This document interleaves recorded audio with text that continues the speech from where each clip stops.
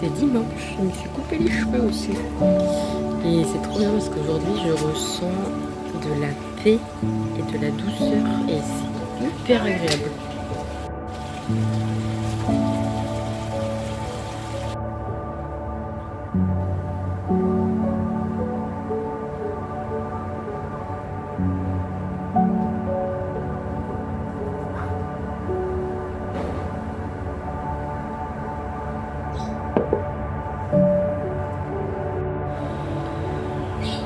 Ça fait 2-3 jours qu'il fait un temps incroyable, il pleut pas, c'est hyper agréable. Je voulais essayer un nouveau type de format de vidéo, on va voir ce que ça donne. Cet après-midi, je rejoins Michael, une rencontre que j'ai fait ici et je vous partage un bout de notre conversation. Ça tourne en mayonnaise. C'est clair. En eau de moutarde. Tu vois, on peut même... est-ce que ça marche comme ça? Je pense que le son est pas mal là. Non, mais de toute façon, ça va passer, mais c'est trop intéressant en fait de voir comment le corps il fait, qui contracte. Attends, Je te challenge là. Alors, qu'est-ce que la communication t'apporte au quotidien? Comment elle a changé ta manière de vivre au quotidien? Je dirais que je suis hyper curieux quand des gens ils parlent de leurs sentiments, de leur expérience. Et puis moi j'ai appris en fait à parler, j'ai un peu appris à parler de mes sentiments, de mes expériences. Et puis un truc que j'ai trouvé assez puissant en fait, c'est de parler en jeu. De dire bah, j'ai ressenti ça, ah bah l'autre jour j'ai ça, plutôt que de dire bah, tu vois quand tu fais ça, ça fait que je m'approprie le truc. Et, et du coup je remarque en fait la différence, hein. Parce que ça vraiment ça, je m'identifie à ce que je raconte plutôt que de me dissocier, et puis du coup je peux voir peut-être des trucs qui me servent pas dans la vie ou au contraire qui me rendent heureux. Enfin, qui me rendent heureux je sais pas mais. Tu l'incarnes en toi, quoi. Ouais. Je sais pas si c'est pire, on va dire on. Bah, quand on fait ça, et con, Ouais, etc. je suis la première ça... à faire. Mais En fait, on s'éloigne, on met un gap entre nous et la situation. Exactement, ouais. Ouais. Puis du coup, je pense que ça enlève, je sais pas, de la responsabilité peut-être du truc, d'être responsable de ce que ça me fait. Ouais. Ah, oui, Et par puis, rapport à ce que j'ai ressenti, par exemple. ouais. Et puis ça, c'est un truc, je l'ai vu dans les cercles, puis je le vois aussi quand je discute avec des gens qui sont dans des difficultés, dans un quotidien difficile, et puis qui vont aller voir pas mal les aspects sombres, et qui vont les nommer en on, etc. Bah, j'ai l'impression que tu as moins une porte de sortie que si je parle en jeu. Il y a moins d'impact. Ouais, clairement quoi. Moins de ok, je suis responsable de ce qui m'arrive. Et tu vois, c'est ce qu'on disait par rapport à l'anglais aussi.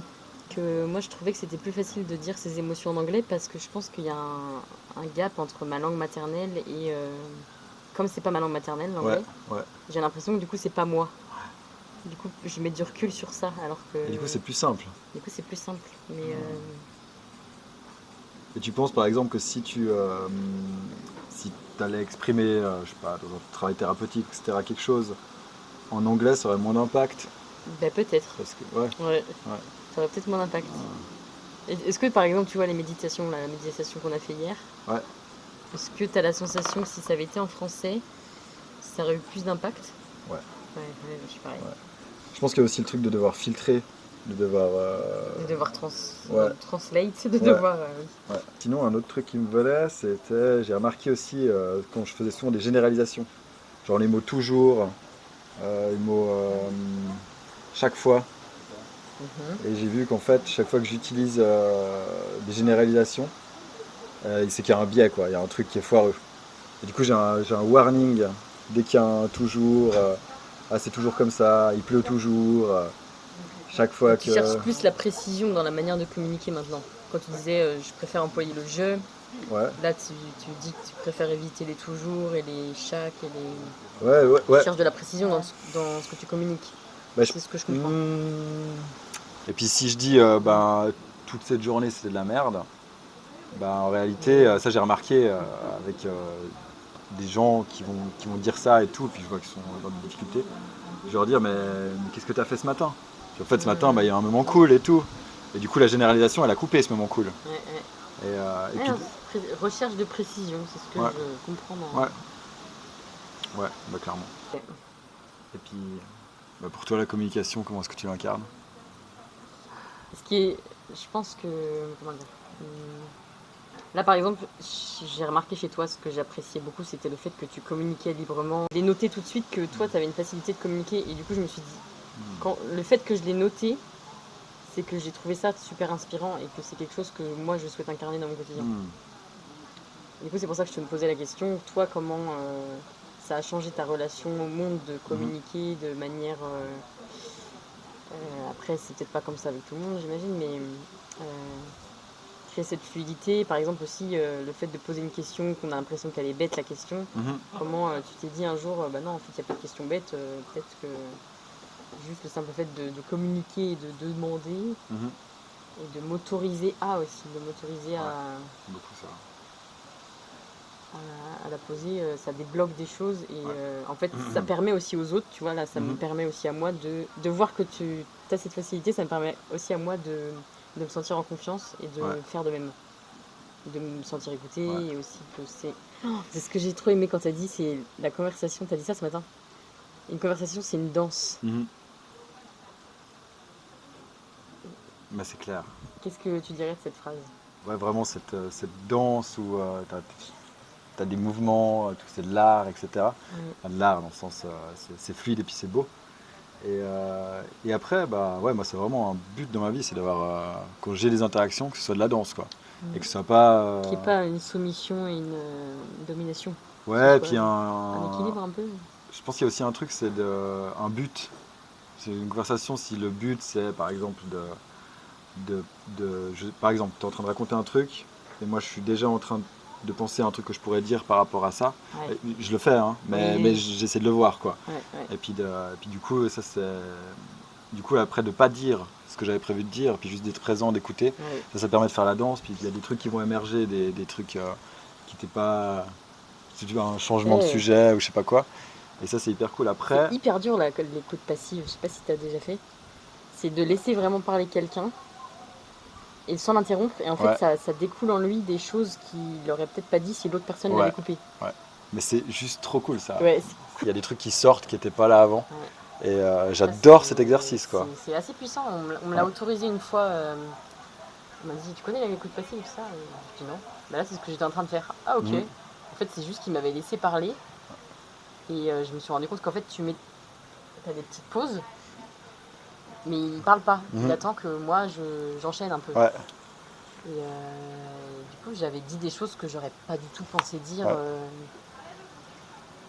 Et il avait pas précadré qu'il allait faire ça? Je pense qu'il était déjà assez dans cette écoute. Mais t'avais pas dit qu'il allait le faire? Non.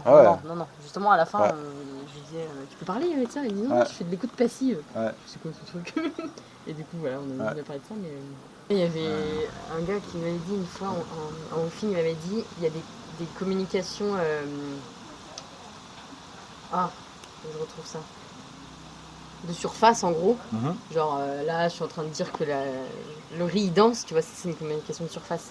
Et tu as des communications plus émotionnelles, où là, du coup, tu vas un peu plus en profondeur et tu parles un peu plus de choses subtiles, je dirais. Donc pour le riz danse, tu dirais quoi? Là, c'est de la communication surface. Des fois, c'est important, c'est un équilibre aussi. Je pense qu'on n'est pas toujours obligé d'avoir des conversations deep. Parce que, non, tu deviens, je pense... C'est fatigant aussi. La vie est un équilibre.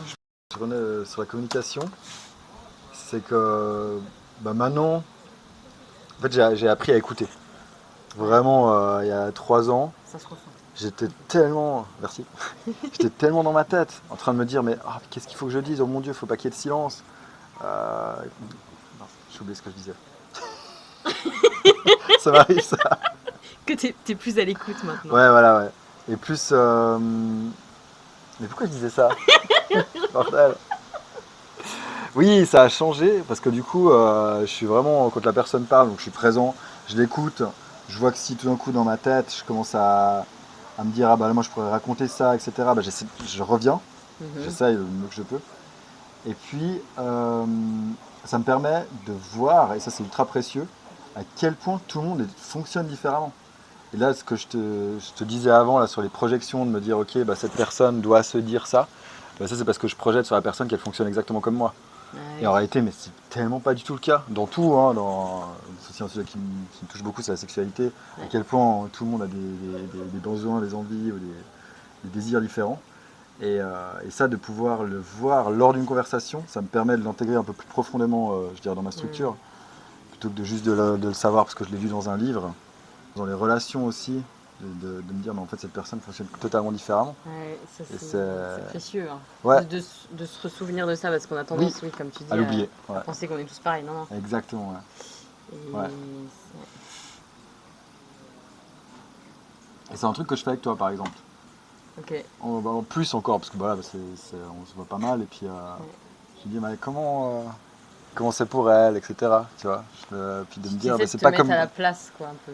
Ouais, puis de voir que. Mais du coup, comment tu le vois, ça? Bah, par exemple, des manières, le fait que tu veux prendre un micro puis aller poser des questions aux gens dans la rue et que tu aies cette curiosité, puis les rencontres que tu fais. Je sais pas, par exemple, je t'ai rencontré dans un truc où tu allais peindre dans un. Bah, moi, je fais pas ce genre de truc. Moi, je serais faire un truc si il y avait la respiration de la mort ou je sais pas quoi. Mais... Vous êtes rencontrés où? La respiration de la mort, méditation de la mort. C'est très joyeux. Après, on a bu un jus de betterave gingembre cache là. Vive la vie. C'est clair. Dans cette réalité qui est la réalité de tout le monde.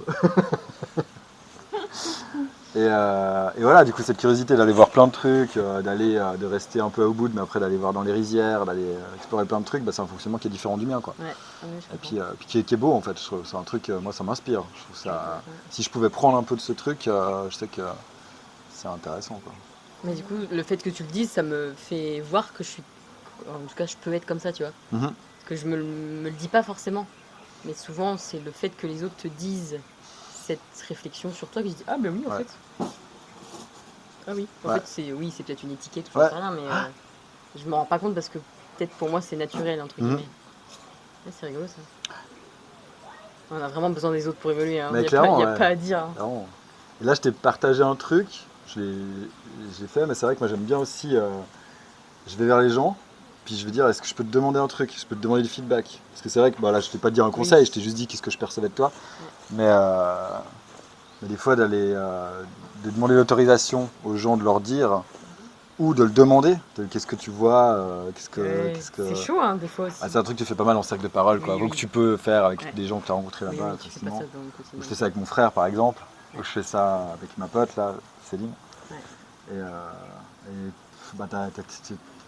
t'as trop de trucs que tu vois pas, quoi. Ouais. C'est vrai. On peut pas. On a vraiment besoin des autres, ça c'est. Ouais. C'est genre, tu es l'image des 5 personnes que tu côtoies le plus. Ça fait très développement personnel, super succès, etc. Mais n'empêche que c'est vrai que moi je regarde les gens avec qui je suis souvent. Et puis c'est les gens qui m'inspirent. Et puis ça fait la diff, quoi, clairement. Ouais. Et inversement, quand tu as une personne qui entre dans ta vie, par exemple, là en voyage, je vois parce que du coup tu rencontres tellement de gens assez régulièrement. Quand il y a une personne qui rentre dans ta vie, entre guillemets, le temps d'un instant, tu te rends compte aussi que tu peux avoir cette mauvaise énergie, par exemple, de cette personne qui s'impacte à toi. Par exemple, moi, je me suis rendu compte de ça. J'ai fait une rencontre à Ubud et je pense que ça n'avait pas forcément un impact positif sur mon énergie. Ouais. Et quelqu'un qui t'a parlé pendant un moment. Ouais. Et voilà. Enfin, là, du coup, en termes en voyage, c'est vrai que c'est tellement. Ça va, ça vient, quoi. Donc, c'est pas forcément des relations que tu gardes par la suite, donc ça a un impact minime. Mais dans ta vie du quotidien, peut-être que t'as des personnes, tu te rends pas compte qu'elles te pèsent ton énergie, quoi. Elles te pompent ton énergie. Ouais, clairement. En voyage, c'est vrai que tu peux plus choisir, quoi. C'était dans le cadre du travail ou. Mais c'est dur de s'en rendre compte parce que là, je m'étais pas forcément rendu compte avec la fille, là. Mais avec le recul, je me suis dit, en fait, ce que vraiment ça m'a apporté. En tout cas, en termes d'énergie, ça m'a sans doute apporté. Du coup, ça m'a apporté le fait que je me suis dit que. Oui, tout le monde t'apporte pas forcément une énergie positive, en tout cas. Clairement. Je me souviens d'un truc, j'étais ultra jugeant Je me souviens encore, j'étais à l'aéroport de Melbourne pour venir ici. Ouais. Et puis j'étais en mode super social et tout, puis il y avait un mec dans la file. Et on commençait à discuter. C'était un Allemand qui allait à Bali. Ouais, bah oui, il allait à Bali. Et puis il était installé en Thaïlande, bref. Puis en fait, il arrêtait pas de se plaindre de tout. Il disait Ah, bah c'est un Australien. Hein? C'est un Australien. Non, c'était un Allemand. Ah, c'est un Ouais, Allemand, c'était un pardon. Allemand. Ok. Il était en Australie. Non, alors c'était à Bangkok, bref, je sais plus. Et puis il était là, il se plaignait de son bagage qui n'avait pas été pris, des réglementations de la compagnie, bref, c'était genre l'énergie super dark. Et genre au bout de 10 secondes, je veux fuir, quoi, je veux pas être là. Ouais. Et puis en fait, je sais pas comment dire, je l'ai jugé, je me suis dit, mais cette personne est. En tout cas, c'est sur cette situation quoi, que tu l'as jugé. Ouais, et puis ouais, c'est ça, exactement. C'est une situation parmi. Voilà. Puis je l'ai jugé en me disant, mais cette personne, vraiment mis une étiquette dessus, Ouais. alors que peut-être qu'il passe juste une mauvaise journée. Peut-être que. Ouais.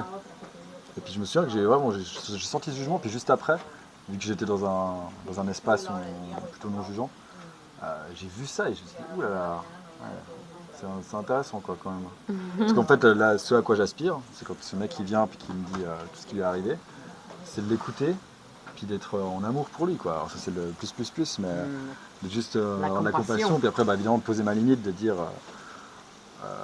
voilà, je vais aller faire ci, etc. Mais de ne pas avoir cette pluie de jugement qui était vraiment très très forte quoi. C'est super bien ce que tu fais là, de t'observer toi quoi. Ça, c'est génial. Du coup là tu disais on a besoin des autres. Bah, le fait de journaliser c'est qu'on s'inclut aussi dans la capacité de discernement, de voir qu'est-ce qui se passe et d'avoir un autre point de regard quoi. Ça te dit on va danser dans les rizières? Clairement, On met de la musique. Allez.